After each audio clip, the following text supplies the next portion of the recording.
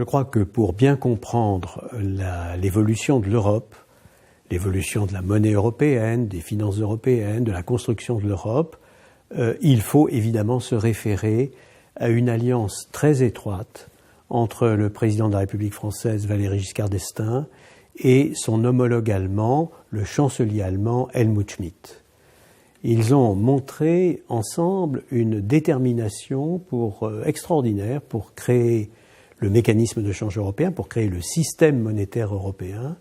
qui est évidemment à la source du principal progrès qui a été fait au cours de toutes ces années, depuis 1979, lancement de ce système monétaire européen, jusqu'à aujourd'hui, à savoir la très grande avancée de la monnaie unique européenne et bien entendu aussi les grands progrès qui ont été faits sur le marché unique européen. Le tout accompagné de progrès politiques importants dont le président français a été à l'origine. J'avais invité Valéry Giscard d'Estaing et Helmut Schmidt à Francfort lorsque j'étais président de la Banque centrale européenne. Ils ont eu la gentillesse d'accepter l'un et l'autre et de dialoguer devant nous. Et cela a permis de rappeler à l'ensemble de ceux qui travaillaient à la Banque centrale européenne que leur père fondateur était Valéry Giscard d'Estaing et Helmut Schmidt.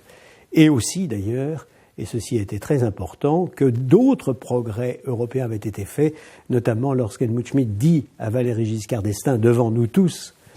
au cours de cette réunion, mais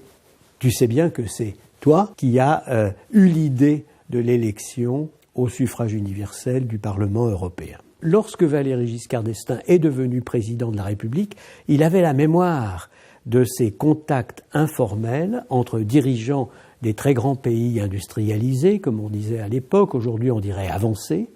et il n'a eu de cesse de créer ce qu'on a appelé le sommet des pays industrialisés, ce qu'aujourd'hui on appelle le G7, G8, qui sont une création de Valéry Giscard d'Estaing, premier sommet à Rambouillet en 1975,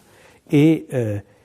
évidemment avec le soutien d'Helmut Schmidt, chancelier allemand. Mais c'est évidemment une attitude visionnaire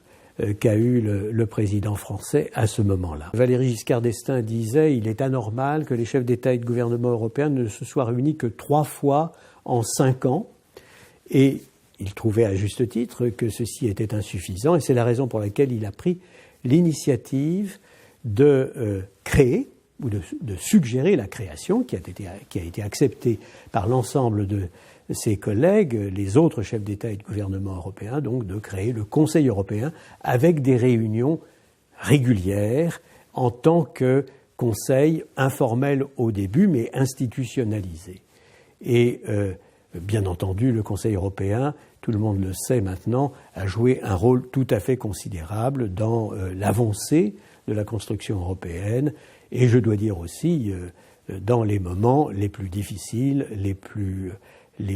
tendus, notamment ceux que nous avons connus lorsqu'il y a eu la crise financière internationale qui a éclaté en 2007 et 2008, où le Conseil européen s'est montré extraordinairement actif. Voilà,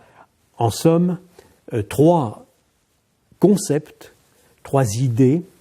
qui se sont incarnés en 1974, en 1975 et en 1979, et dont on peut dire que toutes les 3, elles peuvent être attribuées à la vision du président Giscard d'Estaing.